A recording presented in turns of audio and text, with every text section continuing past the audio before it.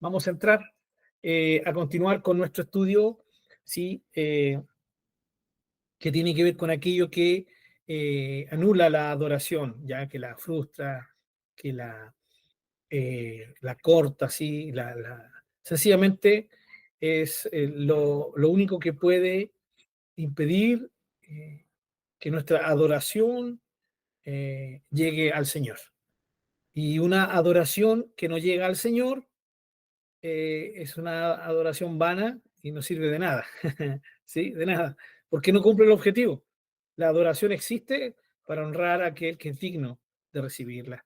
Y si él no la recibe, entonces no sirve de nada, no, todo es vano, sin ningún sentido real, ¿ya? Eh, la adoración no es otra cosa y es lo que hemos estado viendo, ¿no?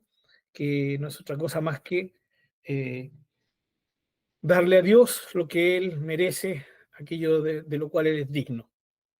Esa es la verdadera adoración y se aplica a todo nuestro ser, a toda nuestra existencia, a cada aspecto de nuestra vida. Y eso, lo único que puede frustrarlo ya es eh, nuestra, nuestra maldad, la maldad del ser humano. Bienvenido, Pastorcito Raúl. Así que, hermanos amados, la idea es comprender esto. Nos vamos a tomar un tiempo para estudiar un poquito a fondo lo que es el pecado, ¿ya? Eh, y como todas las otras cosas que hemos estado viendo, las vamos a enfocar desde el punto de vista de Dios, ¿ya? Porque hoy día, hermanos, en las iglesias no es muy apetecible este tema, ¿no? Cuando se habla del pecado, ¿ya? Pero generalmente no lo es porque, permítame la expresión chilena, porque nos pegan los cachos, ¿no?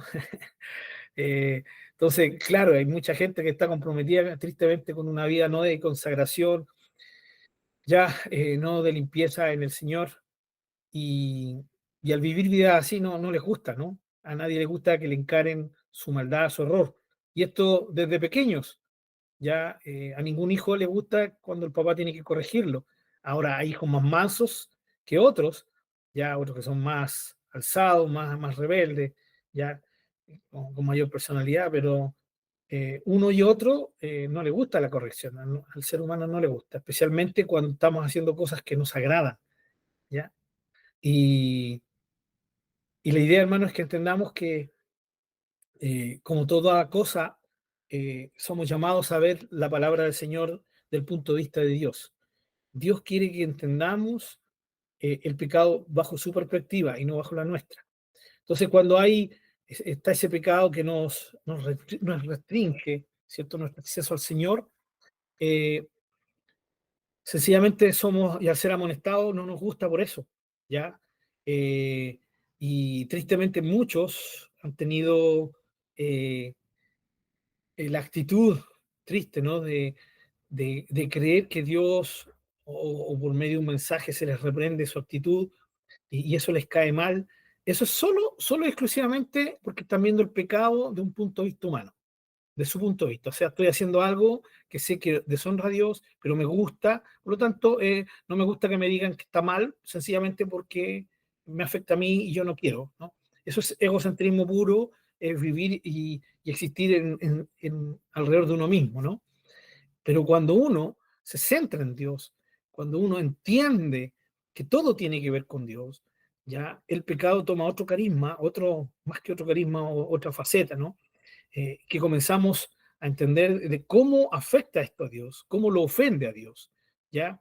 Cuando hablamos y sigamos hablando de que el pecado afecta a Dios, ya ese afectar a Dios tiene relación con que Él es ofendido, ¿ya? Él es ofendido, ¿ya? Y en este sentido, hermanos queridos, tenemos que ver lo mismo que hicimos con la adoración. La adoración, fuimos a la Escritura y la percibimos y logramos entenderla bajo un punto de vista de Dios y no bajo un punto de vista humano, ¿ya? Lo mismo ahora con el pecado. Entonces, por eso el título de nuestros estudios, ¿sí?, es lo que anula la adoración, ¿ya? Lo que anula la adoración. Obviamente Dios recibe la adoración de los ángeles, de los seres celestiales, Dios recibe la adoración de los hombres, ¿sí? Pero en el caso de los ángeles, que continuamente están en su presencia dándole toda la adoración que él merece, ¿ya? A diferencia de nosotros los seres humanos, que tristemente va a depender de cómo está nuestra vida de consagración, nuestra vida de fidelidad al Señor, porque al final eso tiene que ver con fidelidad a Dios. Bien, vimos la semana pasada, ¿sí? Algunos argumentos con respecto a esto, ¿ya? Eh, Tristemente el caso de Israel, tristemente como todo lo que es una liturgia, ¿ya? O todo lo que es un culto y lo que son sí, un sistema de adoración, en primer lugar, provisto por Dios mismo, demandado por Dios mismo, cómo se frustró, ¿sí? Cómo se anuló por el pecado del pueblo de Dios, ¿ya? Noten bien, el pueblo de Dios, ¿sí? Fue el pueblo de Dios el que frustró, el que anuló todo ese sistema que estaba creado y que estaba demandado por Dios para su adoración, ¿ya? Esto es importante que lo entendamos así, ¿ya? Pero esto también nos afecta y nos pasa la cuenta a nosotros, que tenemos nuestras propias formas de hacer un culto a Dios, ¿no? Y aquí entran nuestros famosos cultos congregacionales. Tenemos que entender que cualquier cosa, ya, aún cosas que Dios nos haya provisto, ya, aún como medios de gracia, que son los que hemos visto, si nosotros no estamos ejecutándolos bajo una perspectiva divina, bajo la perspectiva de Dios, ya, no nos sirven, no nos van a servir. Y directamente, puedo orar, pero si mi oración no está enfocada en Él, mi oración es vana, ¿sí? Eh, y esto no es que sea drástico, hermano, esta es la realidad. Y mientras como hijos de Dios no seamos capaces de reconocer esto, ya no vamos a ser capaces de dar. Por eso mucha gente no avanza en su vida espiritual, porque siguen creyendo que lo que hacen ya es como que si fuera independiente de Dios, ¿no? Ah, no, esto es lo que yo hago, yo te lo vengo a dar, yo te lo vengo a entregar. Pero jamás bajo la perspectiva de, Señor, estoy aquí para dártelo bajo tu perspectiva, bajo tu voluntad, bajo lo que tú quieres. Eh, entonces, el tema es, hermano, de que hay mucha gente que ora, ¿sí? Ora, y ora harto, ¿sí? Hace oraciones maravillosas, externamente, pero impresionantemente, eso no significa que estén cumpliendo su propósito.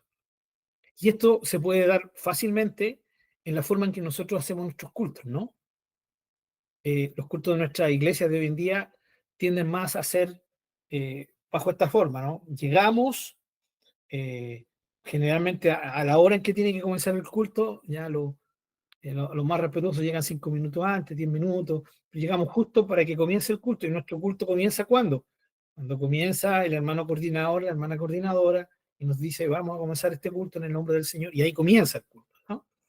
Y se desarrolla en una interacción de alabanzas, pero siempre tiene que ver con un orden, ¿no? Alabanza, oración, una lectura bíblica, depende del culto que cada iglesia haga. Luego viene la palabra, luego se vuelve a orar, se vuelve a cantar y se pide la bendición o se pasa la ofrenda en algunos casos, ¿ya? Y todo esto que hacemos, estas cosas, la oración, la alabanza, el escuchar la palabra de Dios, ya, la ofrenda, los cantos, ¿sí? Todo esto se hace de tal manera que las personas generalmente que están adelante son las que eh, resaltan, ¿no?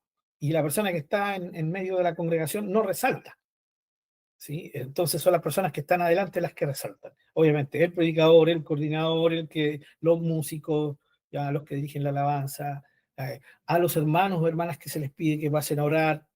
Entonces, son las personas que, por así decirlo, usando el lenguaje humano, figuran en nuestros cultos, ¿no? Vuelvo a decir, también están los desapercibidos, gente que nunca es tomada en cuenta, pero están ahí, están ahí.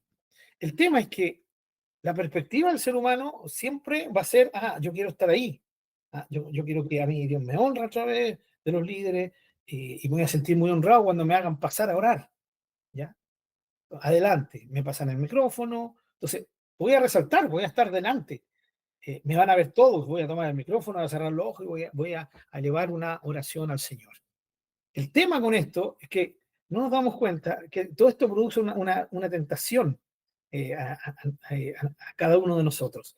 Y esa tentación es sutil.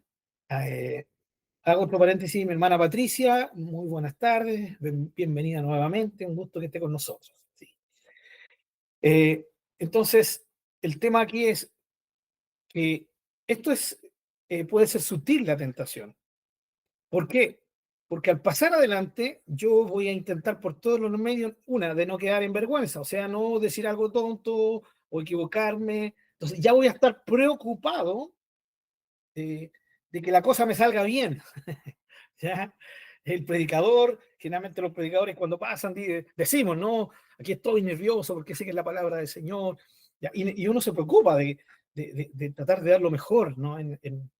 Ahí cuando está adelante, en el púlpito o en la tarima, donde quiera llamársele, ¿no? Para predicar, el que coordina lo mismo, ¿no? Eh, y así, los que están, sí, por así decirlo, como ya lo hemos dicho, los que resaltan en nuestros cultos, como son más públicas estas personas, eh, vamos siempre a correr el riesgo, ya la tentación, la seducción de hacer algo por aparentar o por quedar bien, ¿no? No sé si me logro hacer entender, ojalá que sí. Bueno, voy a ampliar un poquito esto. Eh, Me pasan, me dicen, hermano Pablo, pase a orar. Wow, ya. Voy adelante, tomo el micrófono y claro, no voy a querer hacer una oración muy pequeña porque si no va a sonar como a que no tengo muchas ganas de orar. ¿Ya? Así que eso inconscientemente me va a llevar a querer orar y alargar la oración y tratar de seguir alargándola, ¿ya? Y ojalá usar las palabras más técnicas, más lindas, más hermosas, ¿ya? Pero fíjense, solo el hecho de hacerlo así, ya estoy perdiendo el enfoque. Ya perdí el enfoque. ¿Por qué? Porque si me llaman a orar adelante, mi enfoque tiene que ser el mismo, el mismísimo. No hay otro enfoque. El mismísimo enfoque de cuando yo estoy orando en mi banca, en mi asiento y no adelante. Ese enfoque es Dios. Entonces, la oración que yo puedo hacer sin que nadie me vea, solamente tal vez el hermano que está al lado que escuche mi oración, ya, y si yo levanto las manos, los hermanos que están atrás me van a ver, pero eso yo lo hago de cara a Dios, ¿no? O debería hacerlo así, ¿no? Pero es la misma situación. Si lo único que cambia es que ahora estoy delante de la gente. Pero yo debería agarrar ese micrófono, yo debería agarrar ese lugar, cerrar mis ojos y orar de la misma forma como si yo estuviera orando en la banca. Pero en nuestra mente tiene que haber una diferencia. ¿Sí? Eso pasa mucho.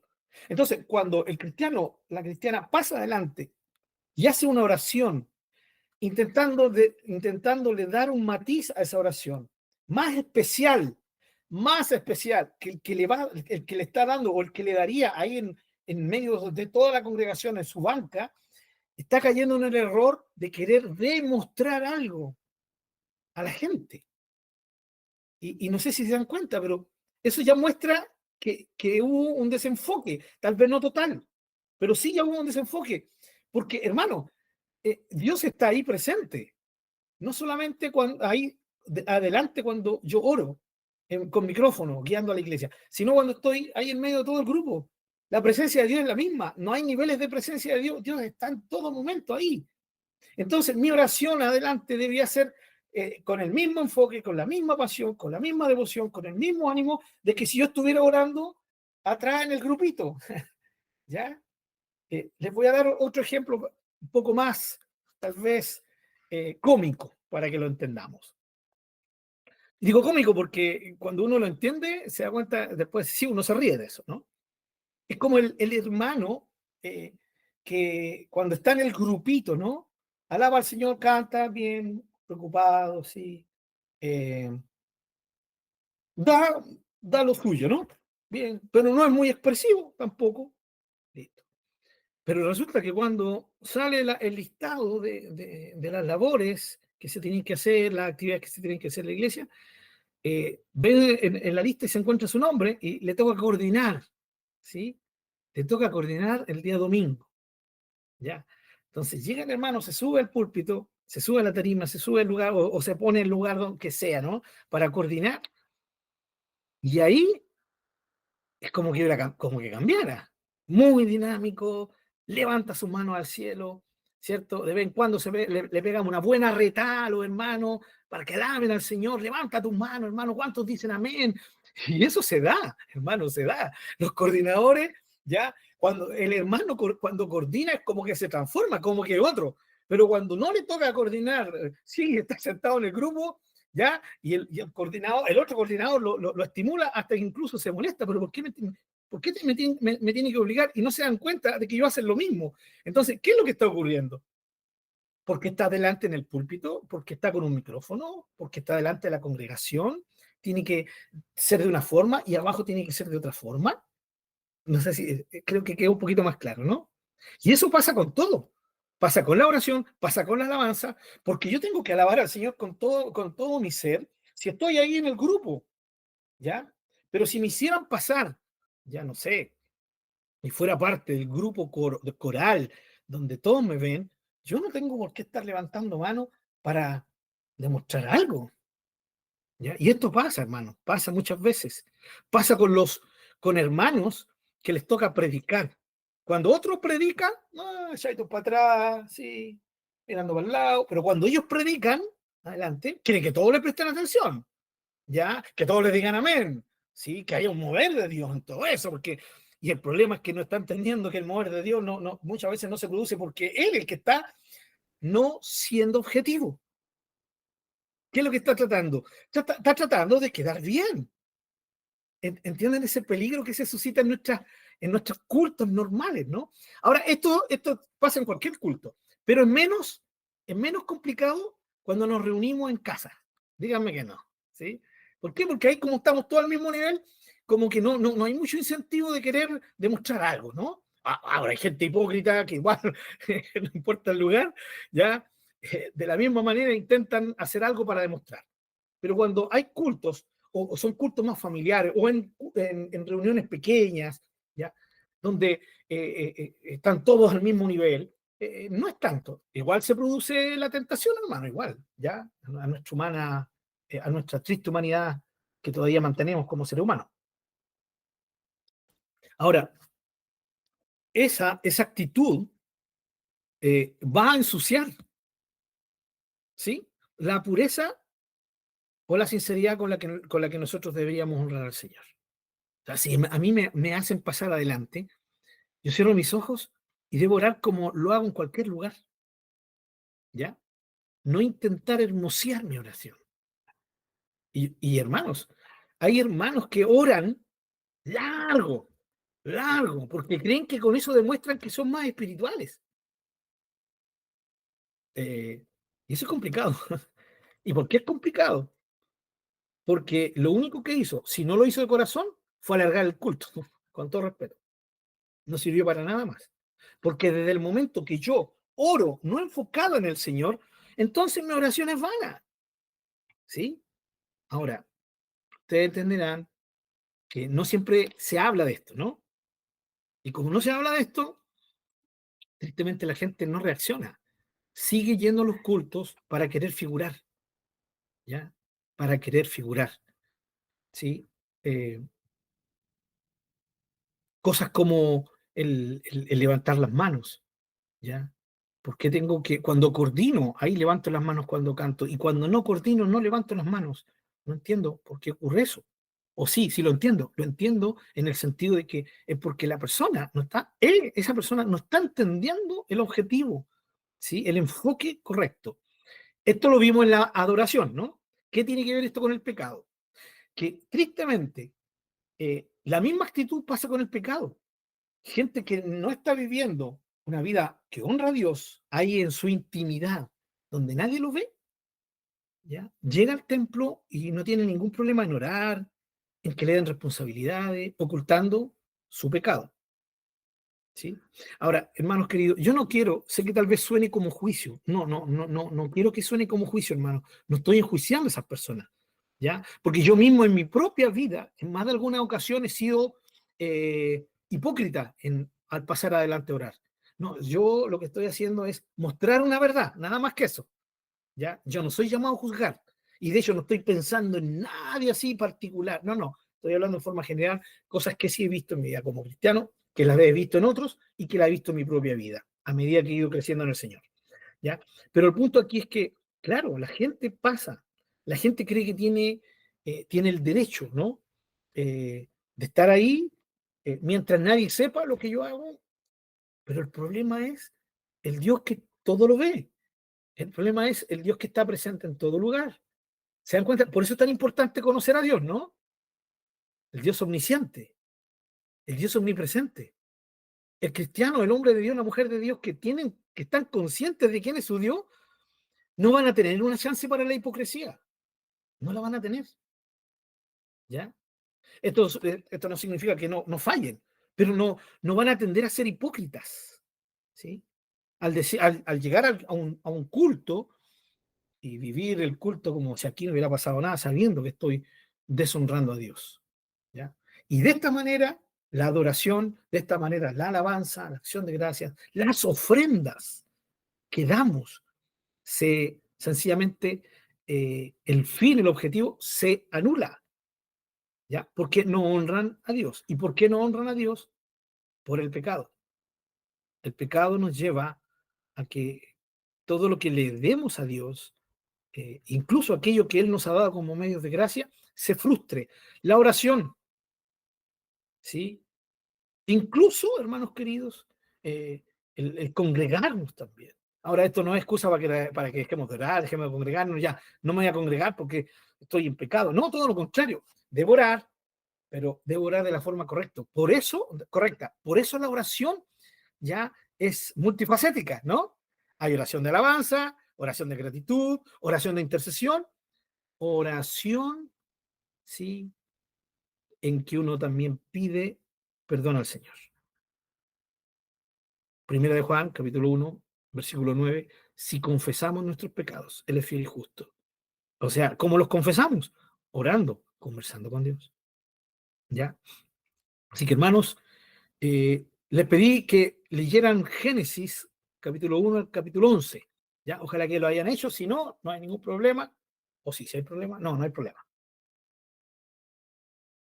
El único problema que sería que usted se va a encontrar con que yo voy a decir cosas que, no, como no leyó, no las va a saber de antemano, ¿ya? Pero, de todas maneras, aquí vamos a estar haciendo algunos enfoques, ¿ya? Algunos enfoques importantes. Eh, el libro de Génesis es el libro de los comienzos, ¿sí?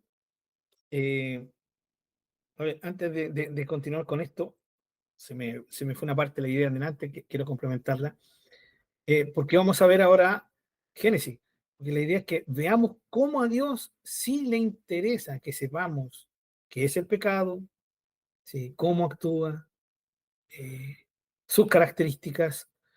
¿Para qué?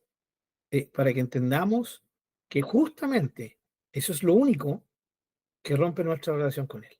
No hay otra cosa, ¿ya? Y que lo veamos bajo su perspectiva y no bajo la nuestra. Por eso vamos a ir al primer libro de la Biblia, que es Génesis, ¿ya? Que es el libro de los comienzos, el comienzo de la humanidad, el comienzo del pueblo de Dios, ¿ya? Eh, y el comienzo también del pecado, ¿ya? Del pecado.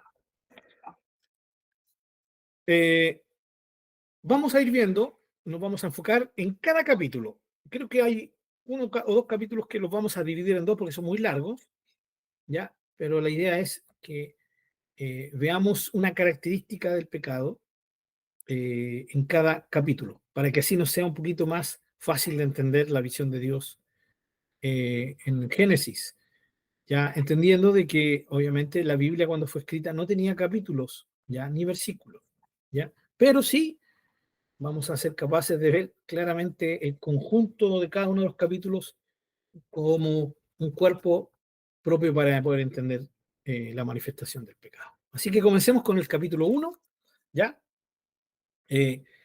Por eso les decía yo que siempre es bueno que lean, pero si no, no hay problema. Vamos a ver nosotros los puntos. Miren, recuerden, estos apuntes yo los tengo, se los voy a mandar cuando terminemos. ¿Sí? Ahora, obviamente, si ustedes tienen algo por ahí que quieran anotarlo, lo apuntan, no hay ningún problema. ¿Ya? Génesis 1, para hacer el resumen, porque no podríamos leerlo si no nos demoraríamos mucho, pero sí vamos a ver algunos versículos. Génesis 1 nos muestra el comienzo de la creación. ¿Ya? Y vamos a ir a Génesis capítulo 1, versículo 31. ¿Ya? Génesis 1, 31.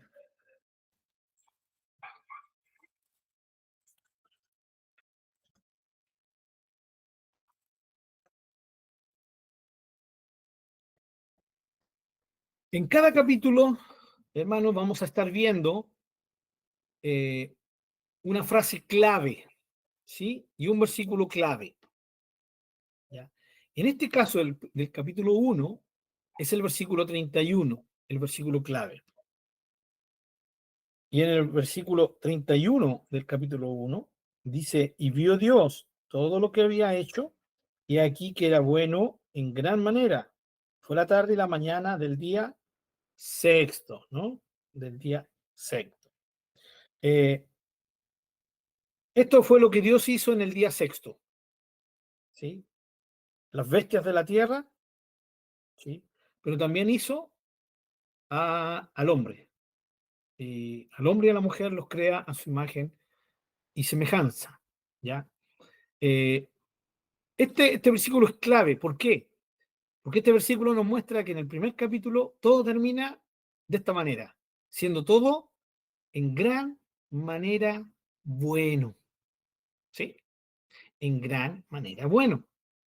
¿Sí? Hasta antes de crear al hombre, Dios había dicho, era bueno, pero después de crear al hombre, dice, en gran manera bueno, ¿ya? O bueno en gran manera.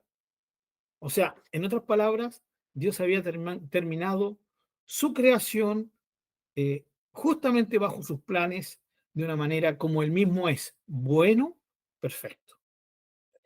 ¿Por qué es el versículo clave para enseñarnos sobre el pecado? Porque esto muestra, ¿sí? ¿Cómo es la existencia sin el pecado? Aquí no hay pecado.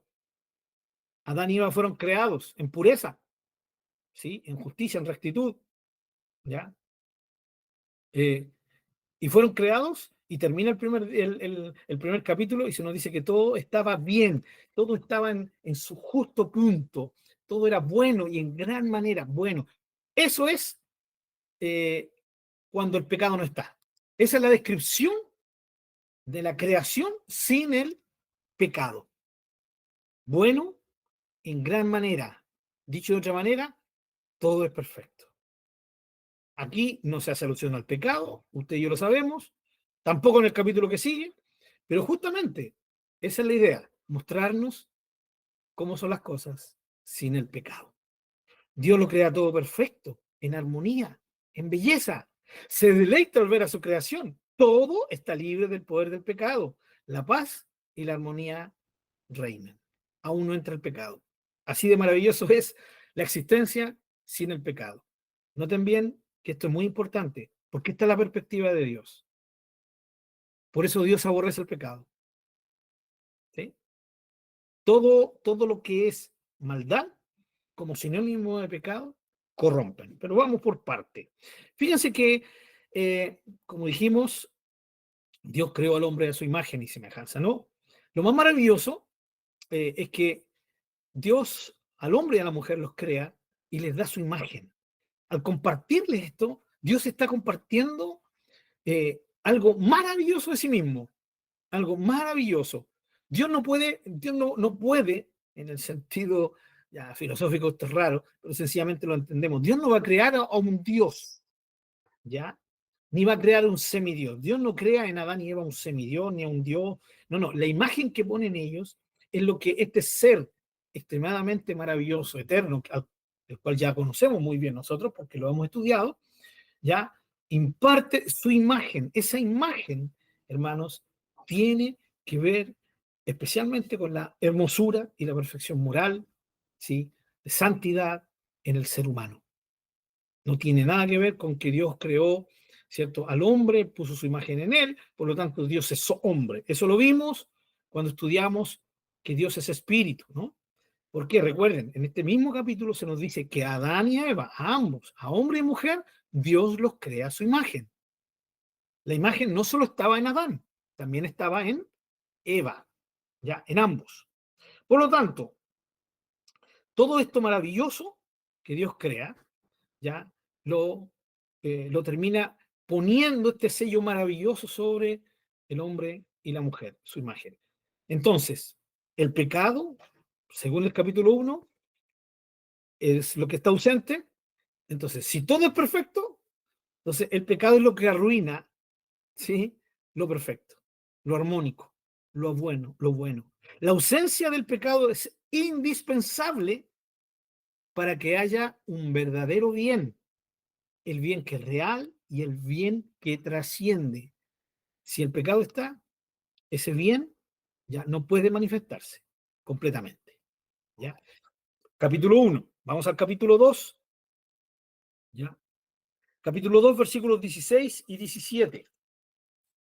Entonces, el primer capítulo, la ausencia del pecado. Capítulo 2, se nos va a mostrar la manera de mantener ausente al pecado. Capítulo 2, versículos 16 y 17. Perdón, capítulo 2, versículos 16 y 17. Dice, y mandó Jehová, Dios al hombre. Noten bien, mandó Jehová Dios al hombre, diciendo, de todo árbol del huerto podrás comer, pero del árbol de la ciencia del bien y del mal no comerás, porque el día que de él comieres, ciertamente morirás. ¿Sí? ¿Qué es lo que es esto? Esto es un mandamiento, ¿no? Está clarito. Y mandó Jehová Dios. Fue un mandamiento expreso de la voluntad de Dios, que Dios se lo da al hombre y le dice, no comas de este fruto, porque si comes de él, morirás. Esta es obviamente conocida como la prueba, ¿no? A la libre voluntad del ser humano. Pero recordemos la idea del capítulo 2, la manera de mantener ausente el pecado. En el capítulo 1 ya tenemos todo perfecto, todo fue creado perfecto. Ahora, Adán y Eva estaban creados y ellos tenían la responsabilidad de mantener esta perfección, ¿ya? Eh, Esta es la advertencia, ¿no? Es la advertencia de...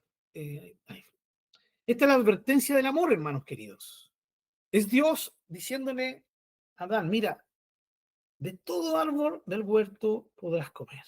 Esto es maravilloso, le está diciendo, mira, mira la cantidad de cosas maravillosas, maravillosas que te he creado. ¿Sí? Tienes acceso a todo. ¿Sí? A las ricas verduras, a las ricas frutas, porque en este tiempo el hombre sí que era vegano, ¿ya? Sí, en este tiempo sí que era, no más que vegano, era vegetariano, pero no voy a entrar en ese detalle porque tampoco domino mucho los términos. Pero sí eran vegetarianos, Dios los creó vegetarianos y de eso no hay duda, ¿no? Después del diluvio entra, ¿cierto?, el tema de la carne como parte de nuestra dieta. Pero aquí, no. Entonces, ¿qué significa? Que las frutas creadas recién por Dios, las verduras creadas por Dios, eran tan potentes que le proveían al hombre todo lo que necesitaban para su salud física e integral.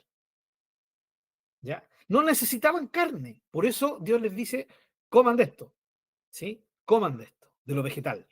¿Por qué? Porque como Dios lo creó bueno, todo bueno, entonces era perfecto para el hombre. Aparte que la fruta de por sí, las frutas son deliciosas, no sé, imagínese usted un durazno, ya no de estos que traen congelados, sino de esos que salen que uno los saca de la misma rama, un banano, hermanos. Usted sabe que en Chile, bueno, hoy día se está dando en el norte, algunos casos de algunos plátanos, ¿no? Ahí en Cerro Blanco, por ahí hay unas plantitas bananeras, ¿sí? Pero para acá en el sur eso no se da, porque eso es selvático, ¿ya? algunos que hemos tenido la bendición de estar en la selva, ya sabemos lo que es comerse un banano recién sacado de la mata, dulce, maravilloso. ¿Ya? Y aunque los bananos y los plátanos que nosotros comemos acá en Chile, pues, son todos exportados, ¿no? Vienen generalmente de Ecuador, creo. ¿Ya? Entonces, son sacados ya verdes aún, para que lleguen acá refrigerados y acá puedan madurar. Entonces, no es lo mismo, hermanos, no es lo mismo. Yo en mi memoria tengo el sabor de un durazno sacado de mata, un durazno grande, hermano, ¿sí? Como parecía un melón chico, ¿ya? Y al mascarlo, yo todavía tengo en mi mente, cuando chico, cuando era niño, que me corría, ¿no? No por la barba, en ese tiempo no tenía barba, ¿no? Pero me corría el jugo dulce, dulce, dulce. En comparación a los plátanos, a los duraznos de hoy día, hay una gran diferencia, ¿ya? Entonces, lo que Dios le da al hombre, eh, se lo da, pero en gran manera, ¿sí? Sobremanera, como una bendición. Le dice, podrás comer de todo árbol, de cualquiera. Solo no vas a poder comer de este, el único, el único. ¿Por qué?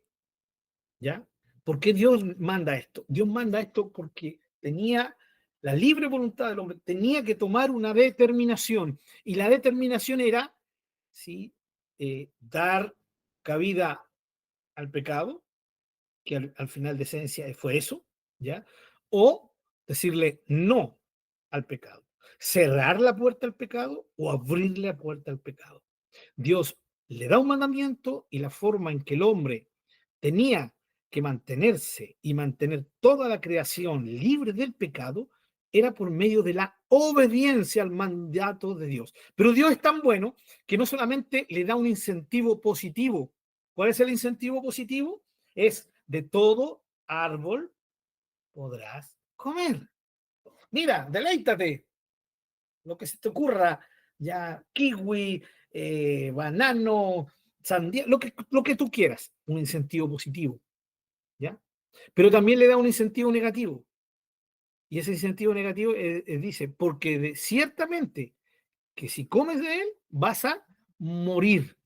Entonces, van Adán y Eva a tener estos dos incentivos, ¿ya?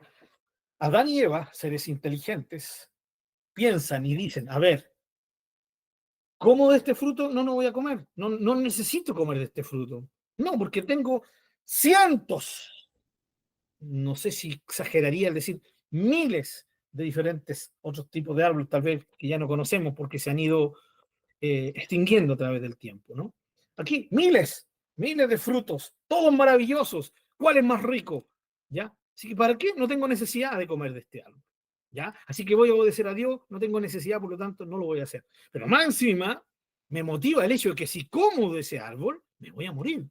¿Ya? Y para ellos significaba justamente terminar su relación con Dios. Ellos lo sabían, si no eran tontos, eran más inteligentes que nosotros, estaban recién creados y creados con una inteligencia superior a la de cualquier ser humano a través de todos los tiempos. ¿Ya? Eh, por lo tanto, ellos sabían muy bien, entendían muy bien eso.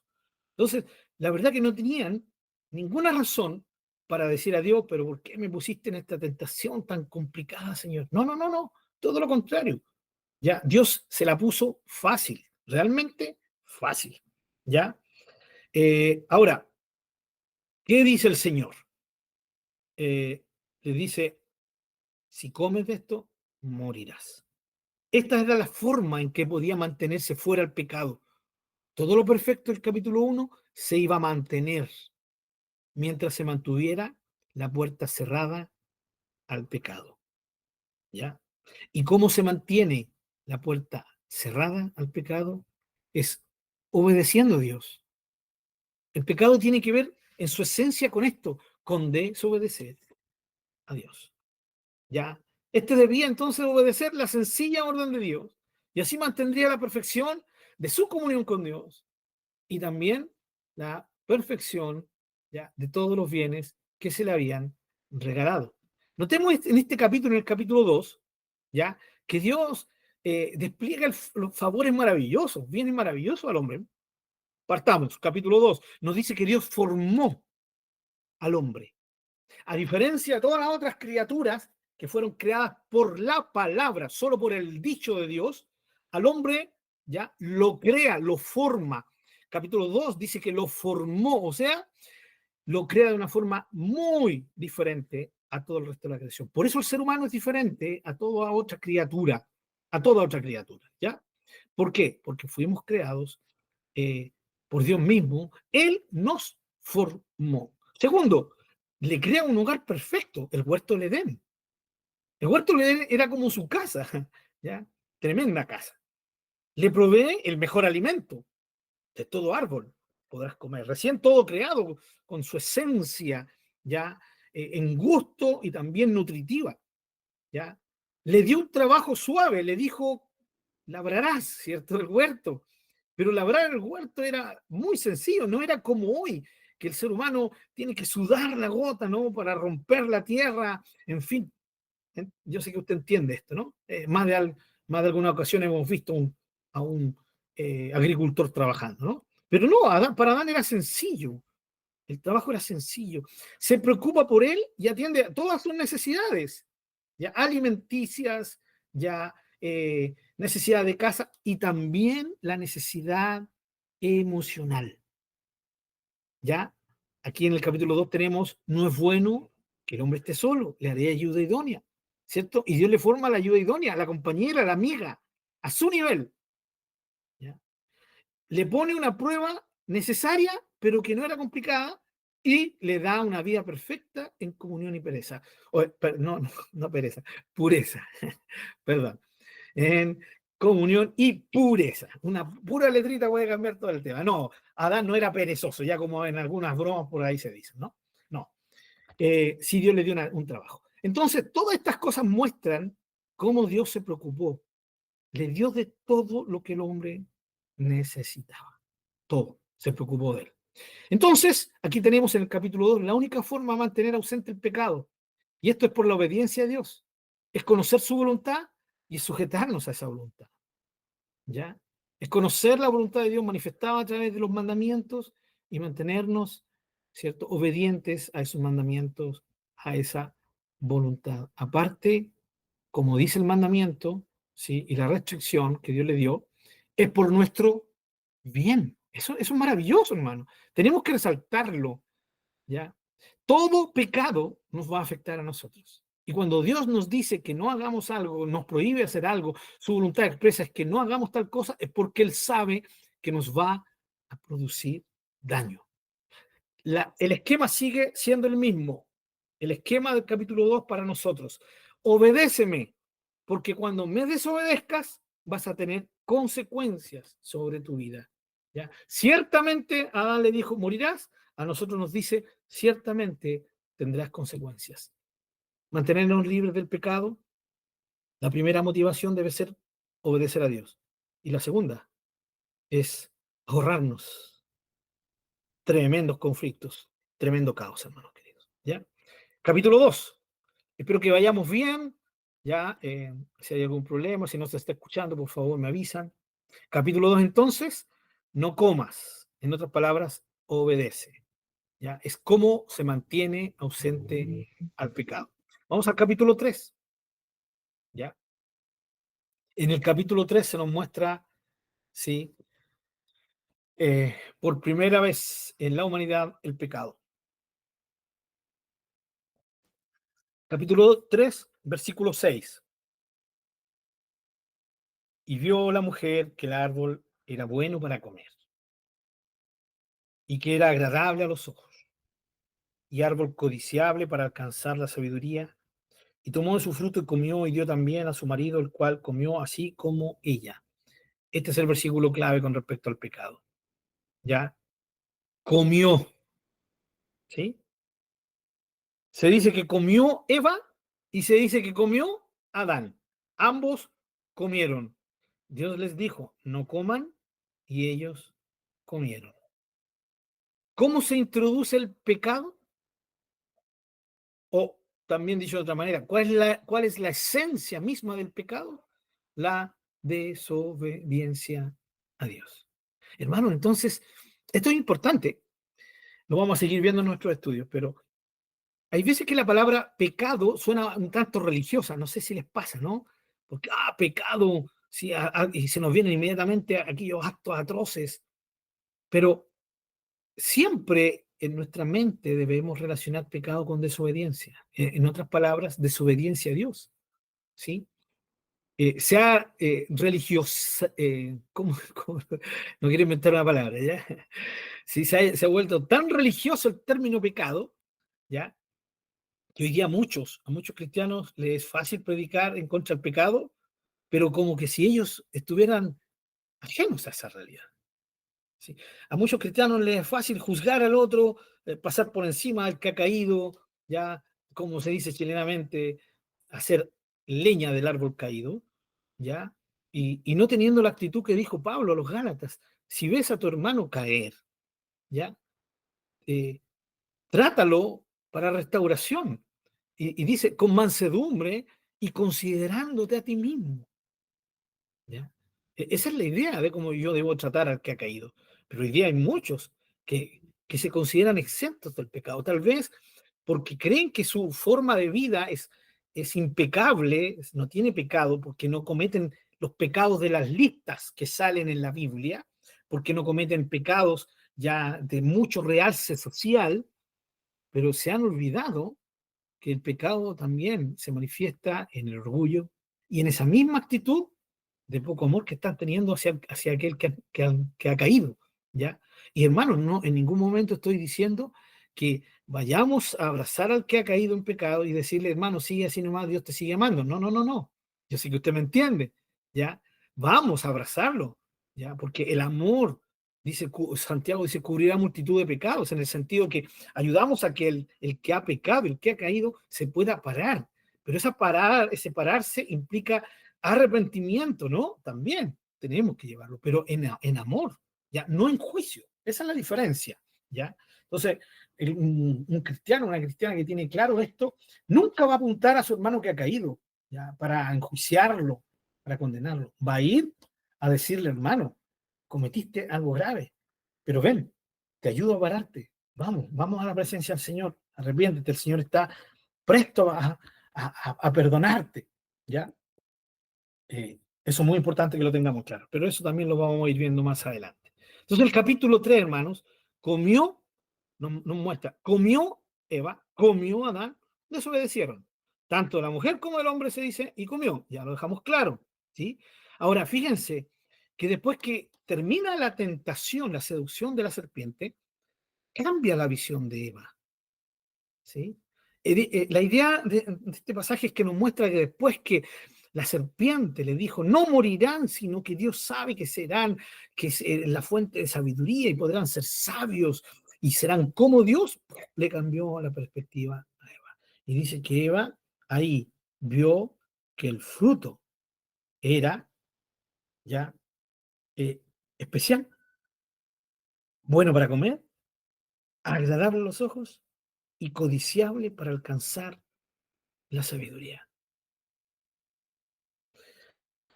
Bueno para comer.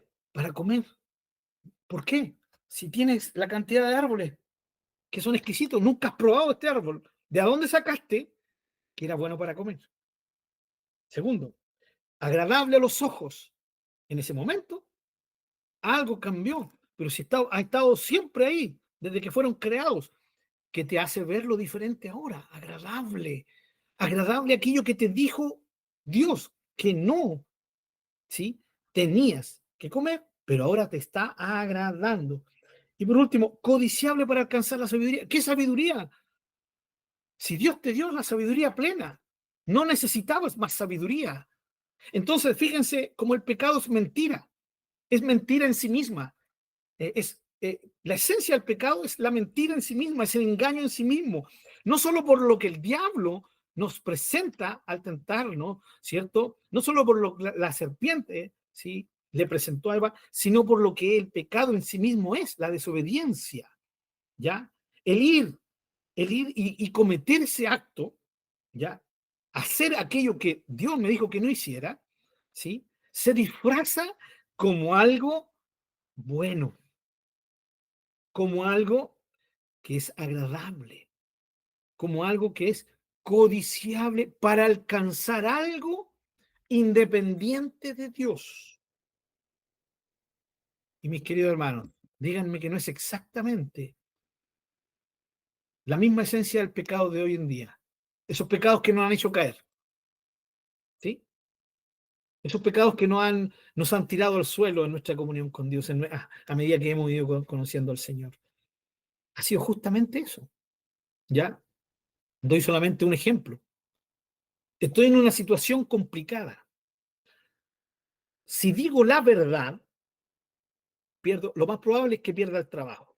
Si digo la verdad, lo más probable es que pierda a mi amigo. Si digo la verdad, lo más probable es que tenga problemas en mi matrimonio. Si digo la verdad, lo más probable es que se quiebre, ¿cierto?, mi relación con mis hijos o con mis padres. Si digo la verdad, me van a llevar a disciplina en la iglesia. Si digo la verdad, etcétera, etcétera, etcétera. Entonces, ahí está la mentira. La mentira es pecado por donde se le mire. Estoy tomando este ejemplo porque todos sabemos, ¿no? Todos sabemos que es pecado. Entonces, la mentira, engañar, ahí se disfraza como la solución. Pero si no digo la verdad, eh, y lo digo, no es tan malo. Voy a estar ayudando a la situación, ¿sí? Me voy a estar librando de algo sencillamente más complicado, porque si digo la verdad lo más probable es que traiga otro problema y otro problema y otro problema. Entonces, si miento, todo va a quedar normal. O sea, ya estoy siendo engañado al creer que eso, que no está bien, que no es justo, que es infracción de la ley de Dios, como dice Juan en su primera carta. El pecado es infracción de la ley, capítulo 3. El pecado es toda injusticia, capítulo 5. Lo vamos a ver más adelante. Entonces, todo eso se desaparece o aparentemente se me desaparece. ¿Por qué? Porque veo que es una buena solución. ¿Ya? Y miento, engaño. ¿Ya? Eso es lo que pasó con Eva. Vio como positivo, vio como algo que no era tan malo, todo lo contrario, algo bueno. Es que si sencillamente hago esta mentirita pequeña, todo se va a solucionar. ¿Saben que han habido mentiras que no han trascendido? Son muchas. ¿Ya? Más de alguna vez creo que nosotros mentimos en nuestra vida y nunca se supo si la verdad de lo que hicimos. Y no, porque estoy hablando de mentiritas pequeñas, de esas cosas, no sé. Cuando mi mamá me dijo, ¿te lavaste los dientes? Sí, mamá, me los lavé y me fui a acostar con los dientes todos cochinos. ¿Ya? Nunca lo supe. O sea, mi mamá nunca lo supo. Yo nunca supe si eso tuvo una trascendencia. ¿Ya? No me dio mala dentadura por una noche, pero mentí. El tema es que nosotros tenemos que entender de que el pecado, antes que nada, es contra Dios. Es contra Dios. Y esto es muy importante que lo tengamos en cuenta, mi amado hermano. Si nosotros somos personas que queremos honrar al Señor, esto tiene que estar muy en cuenta en nuestros corazones. Le mentí, engañé a mi mamá, engañé a mi papá, engañé a todo el mundo, pero a Dios no. A Dios no. Y lo más terrible es que cuando uno miente y engaña, ya está ofendiendo a Dios, al Dios que todo lo ve, al ser que todo lo conoce. Justamente estoy afectando, al que más estoy afectando es aquel al cual no puedo engañar.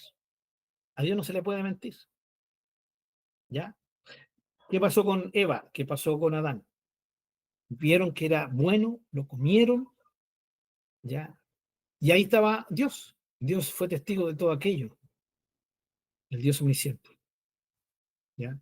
Y eso lo vemos en las preguntas. Las preguntas no eran para informarse Dios de aquello que había ocurrido. ¿Y qué habrá ocurrido con Adán? No, él lo sabía. Las preguntas a Adán, la pregunta a Eva, iban dirigidas como una oportunidad al hombre y a la mujer, para que el hombre y la mujer se arrepintieran y vinieran ante Dios y le dijeran, sí, Señor, comí del fruto que me dijiste que no comiera. Perdóname. Pero Adán y Eva no hacen eso. ¿Sí? La respuesta de Adán y Eva fue excusarse. ¿sí? Y echarle la culpa a otro. No asumir su falta, ¿sí? No asumir su falta. Y esto, hermanos, después del pecado mismo, esto sigue siendo otro golpe contra Dios. Otro golpe contra Dios. ¿Ya? Imagínense, hermanos. eh, el pecado cambió toda la realidad, cambió la comunión y la amistad que había con Dios, ¿sí? Eh, por separación y enemistad con Dios. Cambió la pureza de ellos, ¿sí? Por la malicia y la maldad, porque por primera vez ellos se miraron y estaban desnudos, ¿no? ¿De dónde vino ese sentimiento de malicia al ver sus cuerpos desnudos? El pecado. Cambió la paz por temor y vergüenza. Cambió la bendición de la tierra por maldición sobre la tierra. Y cambió el acceso al árbol de la vida por un cierre a esta maravillosa creación que Dios le había dado al hombre, porque Dios no le prohíbe comer del árbol de la vida, solo le prohíbe comer del árbol del conocimiento o de la ciencia del bien y del mal. Entonces, todas estas cosas las trae el pecado, ¿ya? Ahora, Dios había dicho, cuando de él comieren, morirán.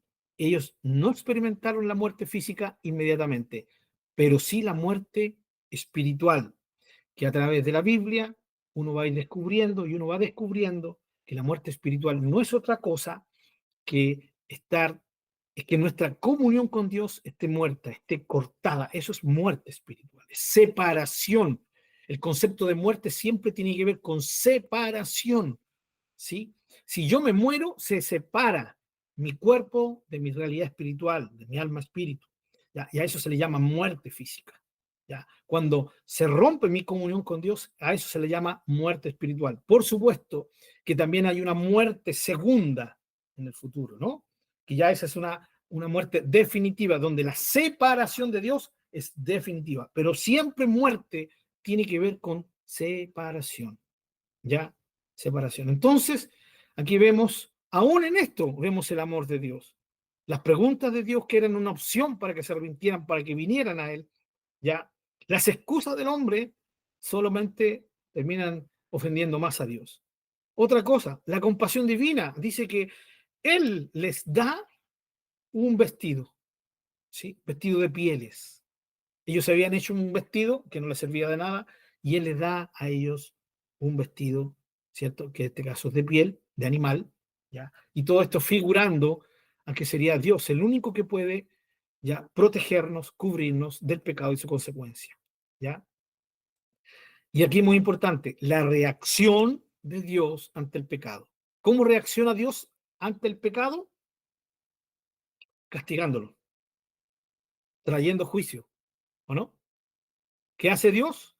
Le dice al hombre, esto hiciste, por lo tanto, ahora, con el sudor de tu frente, cardo y espinas te producirá la tierra. Ya, a la mujer, se aumentarán los dolores del parto, ya. Y más encima, tu voluntad va a estar sujeta a la de tu marido. Y luego los expulsa del paraíso, los expulsa de la casa. Dios no puede quedarse de brazos cruzados ante el pecado. Dios reacciona ante el pecado, mis queridos hermanos. El pecado se introdujo y lo sigue haciendo hoy como al principio. ¿Cómo? Cuando desobedecemos a ese Dios que tanto nos ama y que lo ha demostrado tan claramente. Ante nosotros siguen estando los dos árboles de forma simbólica, ¿sí? El de la vida y el del conocimiento del bien y del mal, ¿sí? En otras palabras, le abro la puerta al pecado, le cierro la puerta al pecado. Dicho de otra manera, ¿le obedezco a Dios o le obedezco a mi instinto, a mi visión? Si veo las cosas como Dios las ve o las veo como yo quiero verlas. Si yo veo el fruto como Dios quiere que yo lo vea, voy a aborrecer eso malo. Si yo veo el fruto bajo mi perspectiva humana, lo voy a ver deseable para comer, hermoso, genial, codiciable. Por lo tanto, el capítulo 3 nos muestra cómo se introduce el pecado. Y la única forma en que el pecado podía ser introducido era ¿cierto? Por la desobediencia del hombre. Hoy día lo mismo, es exactamente eso, mis queridos hermanos, no ha cambiado. ¿Cómo estamos en la hora? Vamos al capítulo 4. Espero que vayamos bien, ¿sí? Espero que se vaya entendiendo capítulo 4, versículos 7 y 8.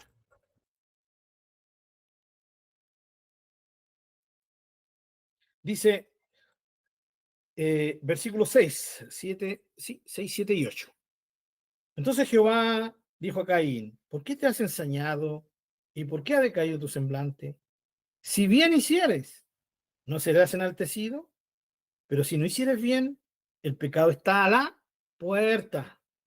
Con todo esto, a ti será su deseo y tú te enseñorearás de él. ¿Sí? Versículo clave con respecto al pecado en el capítulo 4. ¿Cuál es? Es el pecado está a la puerta. ¿Ya? La definición del pecado aquí, hermanos, es bien importante. Lo más literal, al traducir este versículo, el versículo 7, es, si no hicieres bien, el pecado está a la puerta. Eso, cuando lo lee alguien que conoce el Antiguo Testamento, un judío, por ejemplo, ya da la idea siguiente.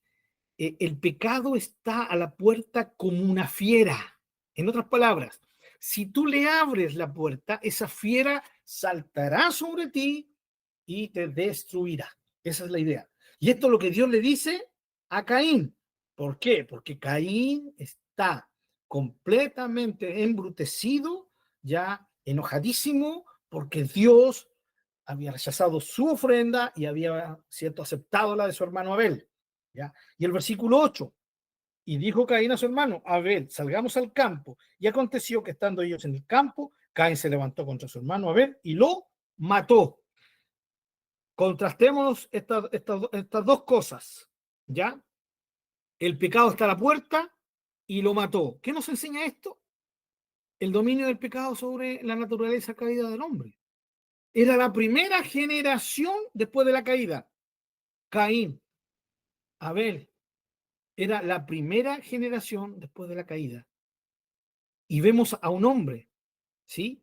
Con naturaleza caída, igual que nosotros, pero recién fresquito todo esto. De hecho, Dios le dice ya que aún el pecado está bajo el dominio de Caín. O sea, le está diciendo, Caín, tú puedes decirle no al pecado. ¿Ya? Mira lo que estás planeando, Caín. No, no le dejes la puerta abierta al pecado. No le abras la puerta al pecado. Está bajo tu dominio, bajo tu posibilidad de hacerlo. ¿Y qué es lo que hace Caín? Caín hace exactamente lo contrario de lo que Dios le aconsejó. O sea, desobedeció a Dios. Pero ahora la desobediencia de este ser humano es mucho más brutal, mucho más fuerte en el sentido de que pareciera que Caín se tapa los oídos, ¿no? Como que diciéndole, ya no me importa lo que tú me digas, no me interesa, yo ya tengo planeado lo que voy a hacer. ¿Terminaste de hablar, Dios? Sí, ya terminé de hablar, Caín, ya, me retiro. Se retira, agarra a su hermano, se lo lleva al campo y lo mata. ¿Ya? Y así Caín se vuelve en el primer asesino de la historia humana. Dios le advirtió a Caín. ¿Se recuerdan a quién más le advirtió? A Adán y Eva. Si comes de ese fruto, vas a morir. Se lo advirtió. A Caín, si le dejas cabida al pecado, el pecado va a entrar y te va a destrozar. Se lo advirtió y Caín desobedeció, al igual que sus padres. ¿Ya? Caín, sin lugar a duda, heredó la naturaleza pecaminosa de sus padres. Y esto lo hizo débil al pecado, llevándolo a envidiar y asesinar, ¿cierto? A su propio hermano. ¿Ya? Y como dijimos, Dios lo advirtió. Una vez más, el hombre prefiere hacer el mal, ¿cierto? En contra del bien. Entendido esto, el bien como la voluntad de Dios. Caín voluntariamente decide matar a su hermano, el pecado lo dominó, el pecado entró y lo destrozó. Y él se lo permitió porque él le abrió la puerta. Esta figura de puerta, hermanos, es la que tocamos en delante, ¿no? De que en la voluntad de Adán y Eva, en su decisión libre, estaba el abrir la puerta o cerrar la puerta al pecado. Con Caín es mucho más literal. Dios se lo dice. Ya, el pecado está a la puerta. En ti está la decisión de abrirla o cerrarla. ¿Sí? Eh, Fíjense cómo se manifiesta el pecado: destructivo, despiadado, dominante. ¿Sí? La impotencia ante el pecado se hereda, ¿ya? No soy mejor que mis padres, ¿no? Dijo un hombre de Dios. ¿Ya? Y yo también puedo decir lo mismo: no soy mejor que mis padres, no soy mejor que ningún otro humano. Tengo esa misma naturaleza que me lleva a abrirle la puerta al pecado, ¿ya? Sin embargo, hermanos, en este capítulo, después que tenemos el capítulo 3, ¿no? Donde se nos dice que eh, el pecado entró, ¿sí? Aquí en el capítulo 4, a pesar de que nos muestra que el dominio del pecado sí se instaló sobre la naturaleza caída del hombre, sin embargo, miren cómo Dios es tan bueno, y nos muestra aquí la primera excepción al pecado dominante. El pecado domina, pero aún en ese momento, en esos tiempos, existía la posibilidad de impedirle al pecado que lo dominara al ser humano. Ya tenían la naturaleza humana, pero aún así había un medio que Dios proveyó y que va a ser muy conocido para nosotros, ¿ya? Un medio que Dios proveyó para que el hombre pudiera ser una excepción al dominio del pecado. Y la primera excepción al dominio del pecado, ¿quién fue? Abel. Abel tenía la misma naturaleza de Caín, pero la diferencia de Abel es que Abel confiaba en Dios. En el libro de Hebreos se nos da el ejemplo de Abel, ¿no? ¿Se recuerdan? Por la fe, Abel, por la fe. Hermanos, el tema de la fe es desde el principio, ¿sí? De los primeros capítulos del Génesis. No es solamente en el Nuevo Testamento. La fe siempre es el medio por el cual nos anexamos con Dios. ¿Por qué? Porque la fe nos lleva a creer y a creerle a un ser que no vemos, pero que sabemos que es real y que dice ser el Dios soberano, por lo tanto, es al cual nosotros tenemos que obedecer. Entonces, la fe nos lleva, ¿sí?, a esa convicción profunda de obedecerle a Dios. Abel se transforma en la primera excepción al pecado dominante. No sale aquí en Génesis, pero sí sale en el libro de Hebreos, capítulo 11, mostrando la fe real como un poder para vencer el pecado, ¿ya?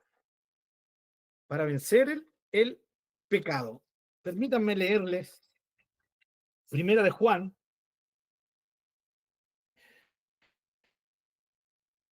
capítulo 5, porque todo lo que es nacido de Dios vence al mundo, y esta es la victoria que ha vencido al mundo, nuestra fe, ¿sí? Entendiendo ese mundo como el origen de todo lo que es tentación, depravación, eh, rebelión en contra de Dios. La fe. Por medio de la fe vencemos. ¿Ya? Y Abel fue la primera excepción. No fue su capacidad, no fue que fuera mejor, ¿sí? Que tuviera mejor naturaleza que su hermano Caín. Fue la perspectiva de vida que tenían con respecto a Dios. Abel unía su fe y su confianza en Dios, actuó como a Dios le agradaba y por eso honró a Dios. Caín, en la misma condición de su hermano, decide presentar lo que a él se le antoja, ¿sí?, una ofrenda cualquiera, y termina siendo rechazado por Dios. Pero noten bien, Dios rechaza la ofrenda de Caín, no lo rechaza a él. Y eso es lo más triste, hermanos.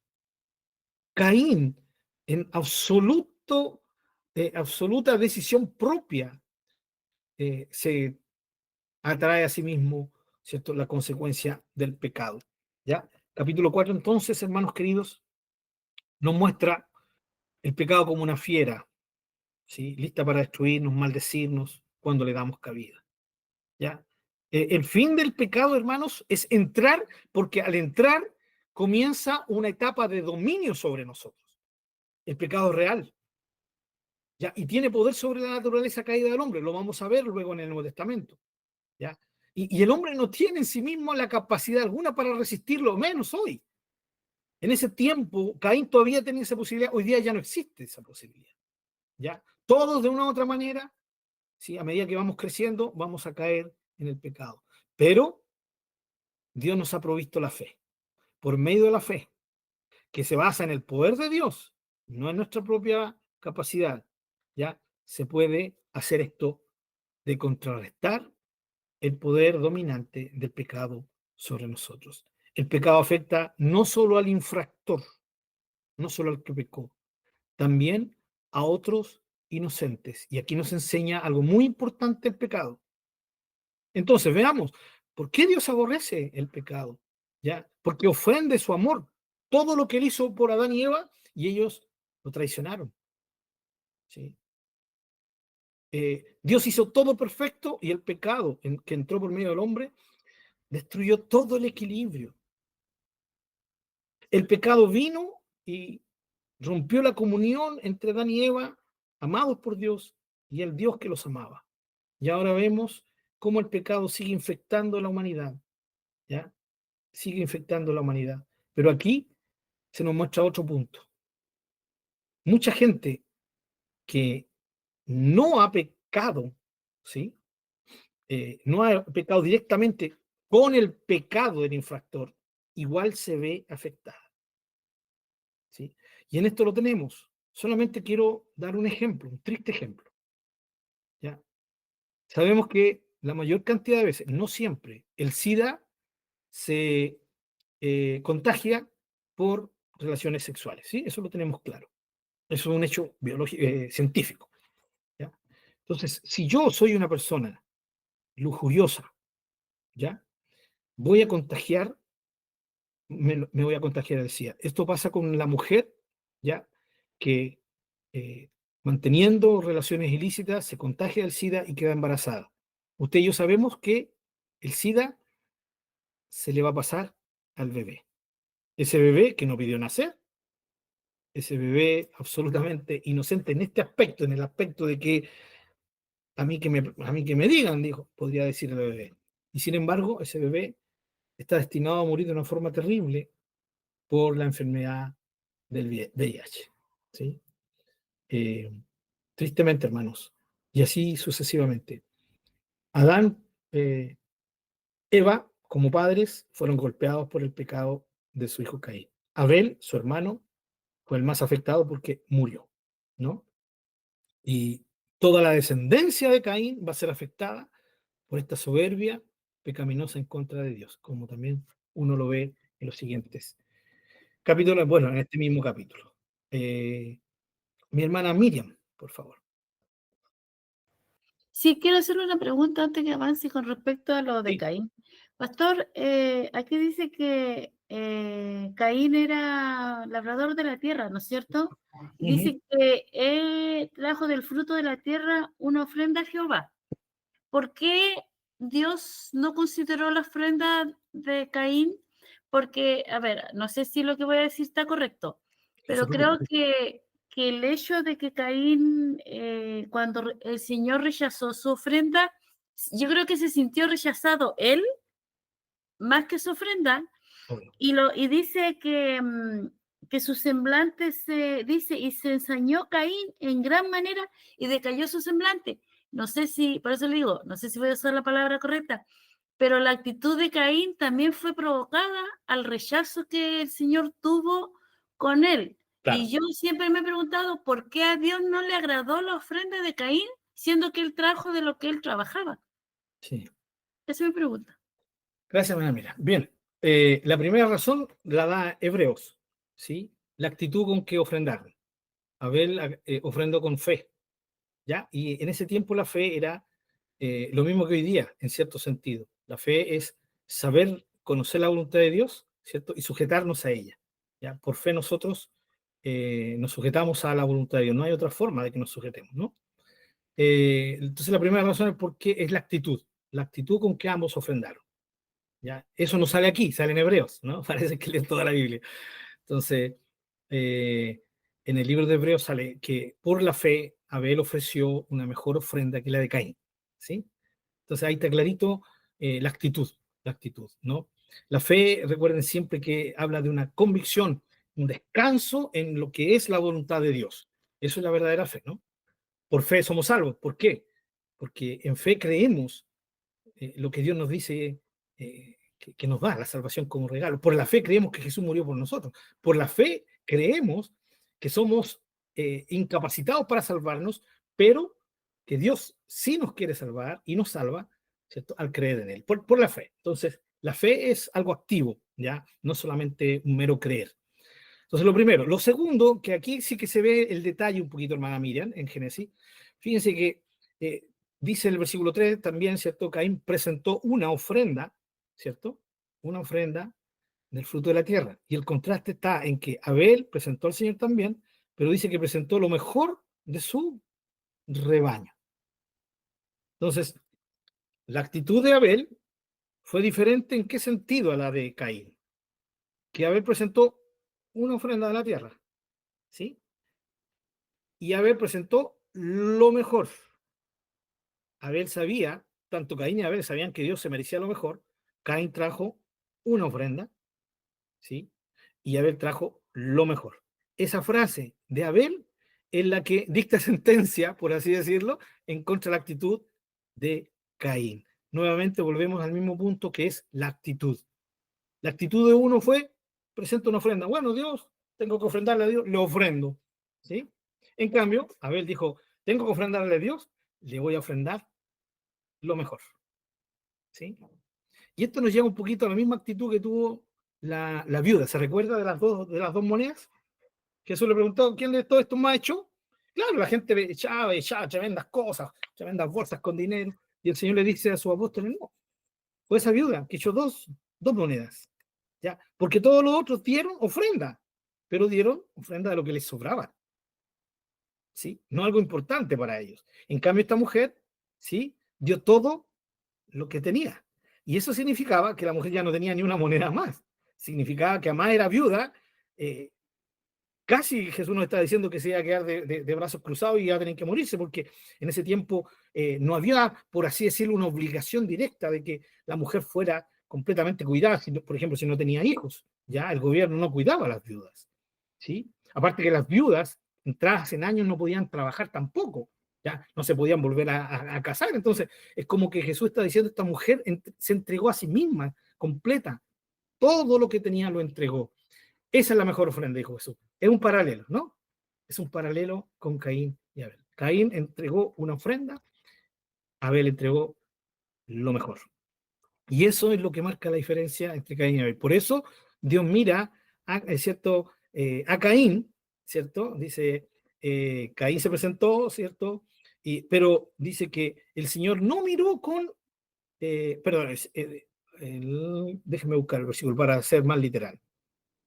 El 4. El Señor dice que Caín le presentó ofrenda al Señor, una ofrenda al fruto de la tierra. Abel también presentó al Señor lo mejor de su rebaño, es decir, los primogénitos con su grasa. Y el Señor su grasa. Y el Señor miró con agrado a Abel y a su ofrenda. Primero a Abel, se menciona al oferente, luego la ofrenda.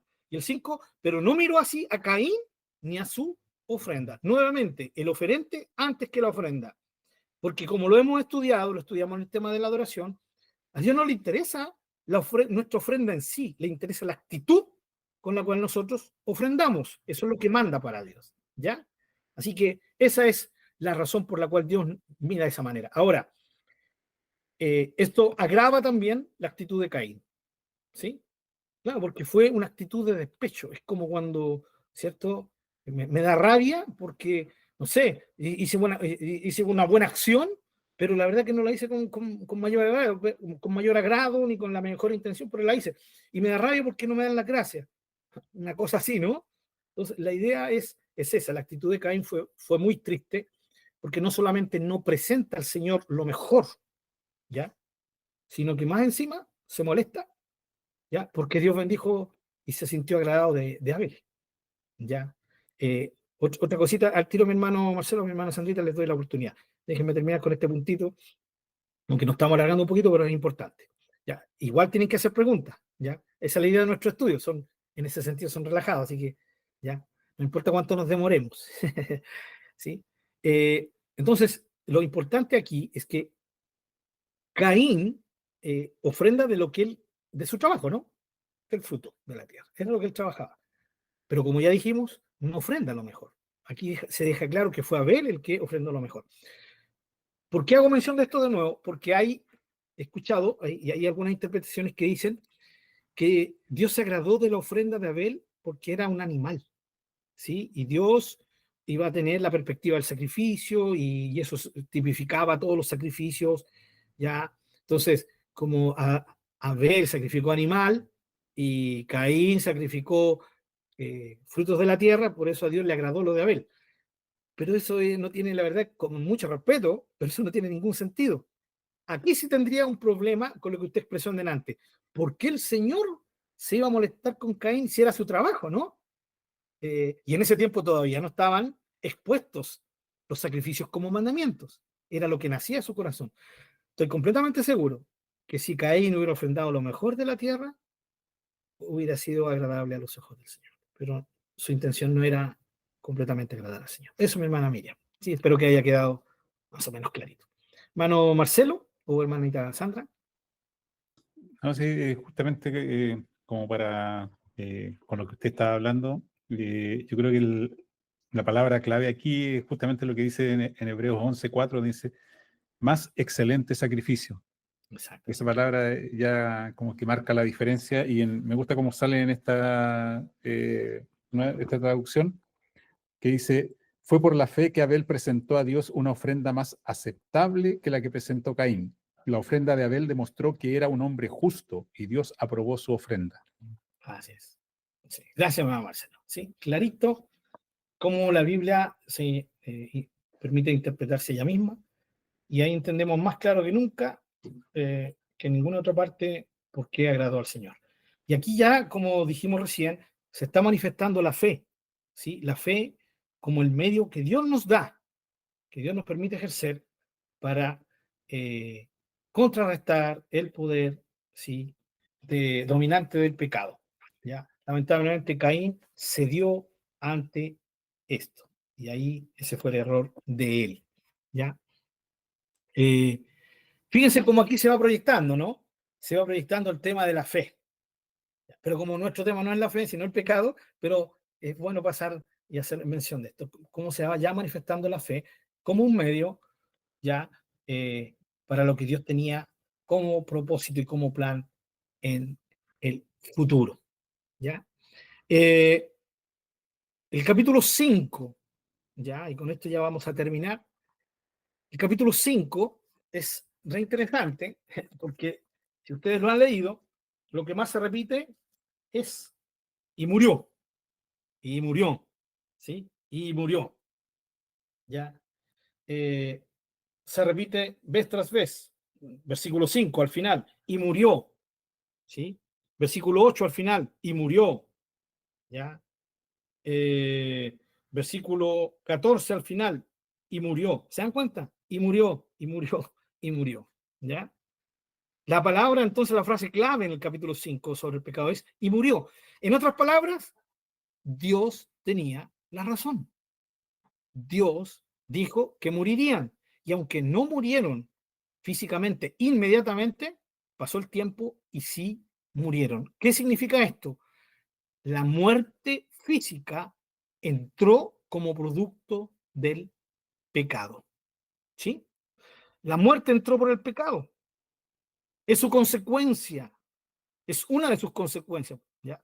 Dios dijo que el hombre moriría y aunque no murió inmediatamente, sí murió.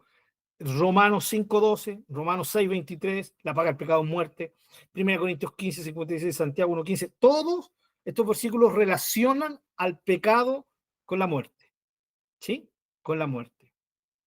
Entonces, en el capítulo 5 se nos muestra y se nos dice que Dios tenía razón con respecto a la consecuencia del pecado. La consecuencia del pecado es real.